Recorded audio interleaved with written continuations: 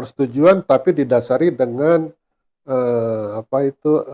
pengetahuan ya, Iya, iya, sampai iya. di mana calon-calon ini punya jejak rekam yang baik, Iya, iya, iya. yang bisa diandalkan untuk membantu presiden di dalam bidang pertahanan, keamanan ya, atau ketertiban kalau dalam Kapolri. Nah ini jadi jangan hanya mengikuti kemauan presiden, tapi mereka juga Iya, punya iya. dasar sendiri. Betul. Kalau misalkan apa yang disukai presiden itu ternyata misalnya kurang pas gitu kan, tidak berdasarkan Iya, iya. merit ya, sistem ya, Iya, iya. seharusnya DPR juga bisa menolak.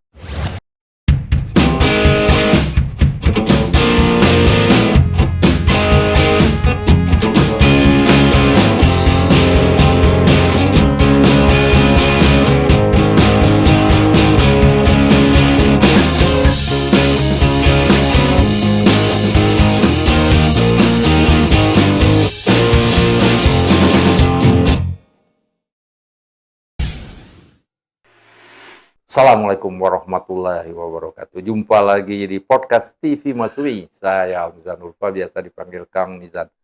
Pemirsa, kita dengar hingar-bingar ya, gemah ya, hiruk pikuk. Revisi Undang-Undang TNI masih terus berlanjut ya. Dan kita tahu bahwa memang banyak sekali ya cacatnya, baik formil maupun material dari Undang-Undang revisi Undang-Undang TNI ini. Tapi masalahnya sebenarnya bukan di situ saja. Ya. Di sektor pemerintahan kita yaitu banyak hal yang tercampur aduk ya antara pejabat karir dan pejabat politik. Dan ini sangat buruk sekali kalau tidak diperbaiki. Untuk itu sudah hadir di studio kita ya yang narasumber sudah biasa Profesor Dr. Chandra Emerula, alumni Harvard University, University of Southern California, Los Angeles, dan pernah jadi dosen di utara Malaysia, sama seperti saya, pensiunan Kementerian Keuangan Republik Indonesia. Assalamualaikum Pak Chandra.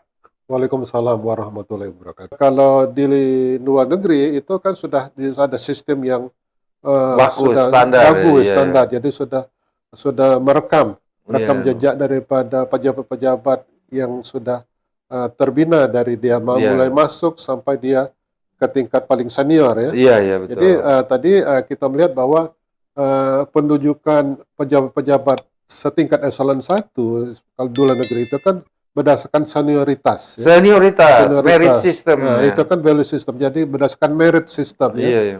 Jadi apakah dia sudah berjasa, sudah menunjukkan kinerja yang signifikan ya, yang nyata di dalam kementerian atau suatu unit pemerintah ya. Nah, barulah dia bisa diangkat menjadi pejabat teras ya, misalnya eselon 1 ya. Nah, kalau kita di sini kan tidak, kita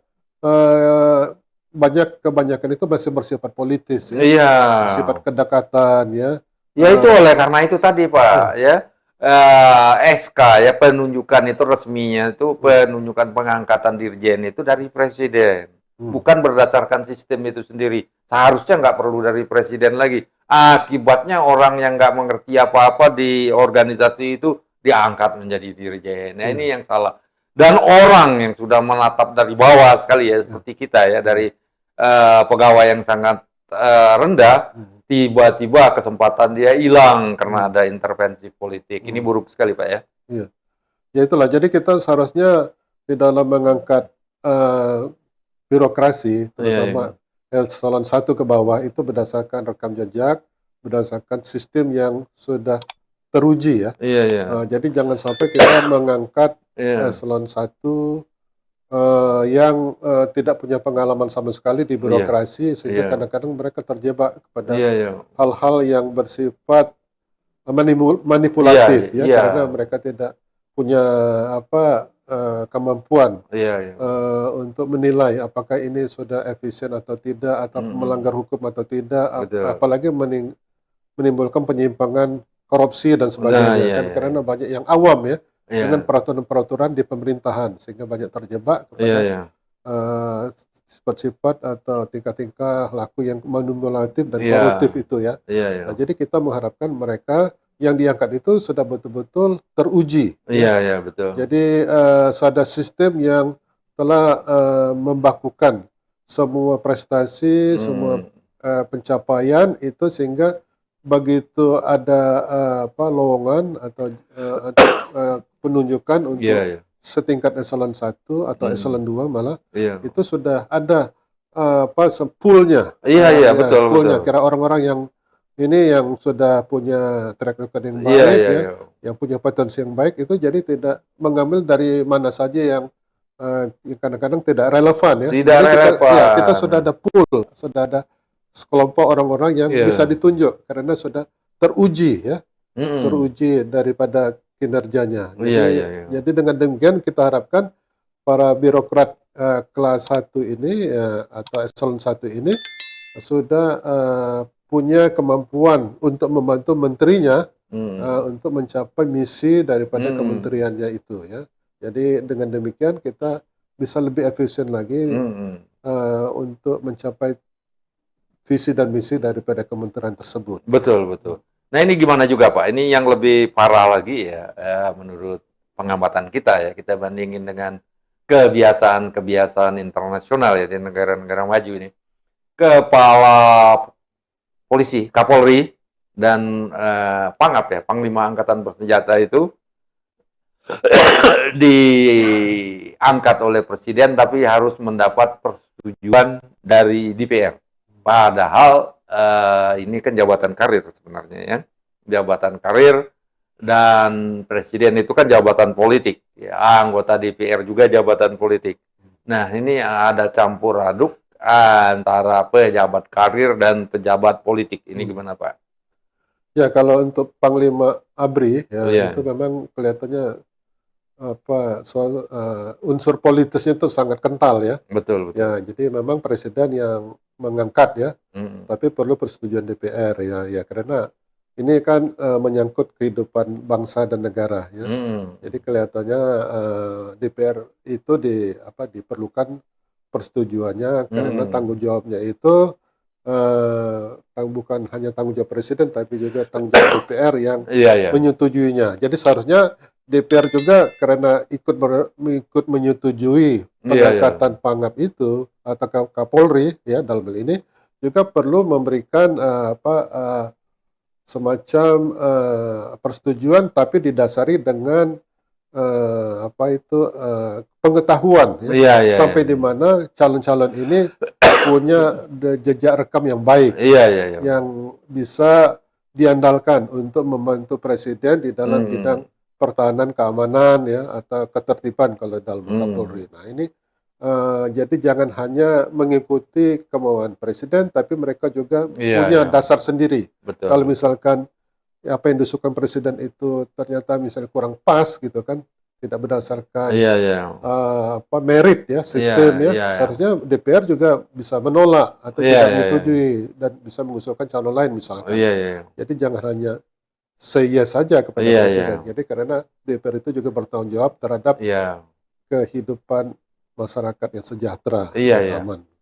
Nah, ini betul sekali, Pak Chandra. Ini kalau misalnya DPR itu tidak punya konflik kepentingan, ya, approval dari DPR atas pengusulan Kapolri dan Pangap, sebenarnya nggak akan jadi masalah yang besar. Tapi masalahnya ini konflik of interest, ya, konflik kepentingan ini yang menghantui kita. Ini gimana ini?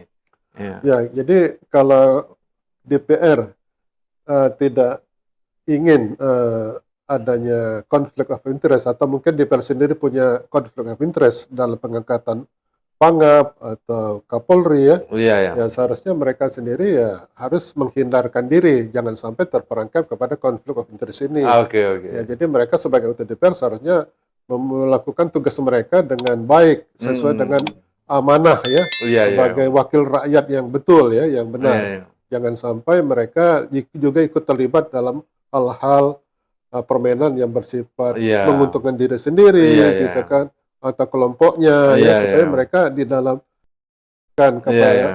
kepada Presiden itu betul-betul bebas daripada rasa kepentingan, atau bebas daripada konflik of interest. Ya. Jadi itu hal yang seharusnya dipegang, ya. Jangan jangan ada sesuatu hal Iya, yang mendasari mereka mengapa mereka iya, iya, menyetujui si A, si B iya, iya, ya. iya, Jadi betul-betul daripada eh, penyaringan iya, yang iya, baik iya, yang sudah didasarkan kepada meritokrasi. iya, iya. saya, saya kira memang begitu harusnya. Tapi kalau kita lihat ini ya, apa rekam jejak track record ya kepolisian dan angkatan darat ini, kalau saya ini meragukan ini ya, tidak ada konflik kepentingan ya. Karena kita lihat itu Kapolda itu terlibat narkoba, ada kasus Sambo ya, kemudian banyak lagi kasus-kasus polisian yang lain ini. Ini memperlihatkan bahwa ya disiplin dalam tubuh kepolisian itu nggak begitu bagus ya. Ya ini nggak terlepas banyak hal yang bagus yang bisa dikerjakan oleh polisi ya. Ini salah satu faktor kalau menurut saya yang menyebabkan ya organisasi kepolisian kita tidak begitu profesional. Ya termasuk juga TNI kita ya. Kesan saya nggak begitu profesional ya. Karena kadang-kadang pengangkatan itu lebih banyak atau ada dipengaruhi oleh konflik kepentingan gitu Pak ya. Ya kalau dalam hal kepolisian memang kita lihat bahwa banyak kasus-kasus yang terungkap selama ini ya. Iya, iya. Seperti kasus Sambo, judi online dan sebagainya. Itu Kapolda jadi bandar narkoba, narkoba dan itu itu kan memalukan sekali itu. beberapa oknum-oknum polisi yang masih ya tidak menyadari fungsinya mereka sebagai aparat kepolisian ya seharusnya memberantas kejahatan-kejahatan itu bukan malah melindungi atau bermain di situ Bermain ya. di situ Nah ya. ini merupakan hal yang sangat mengecewakan masyarakat ya. Iya, iya. Karena berarti ada suatu hal yang kurang beres di dalam sistem pembinaan karir pejabat-pejabat polisi ya. Karena ada yang sampai menjadi jenderal tapi tingkah lakunya tidak menunjukkan sebagai jenderal yang sejati ya. Karena Betul. untuk diangkat sebagai jenderal itu punya jejak Seharusnya ya, jejak nggak boleh tercela. tidak boleh tercela. Mempunyai etika yang sangat Etika tinggi. yang baik, Iya. integritas yang baik Iya.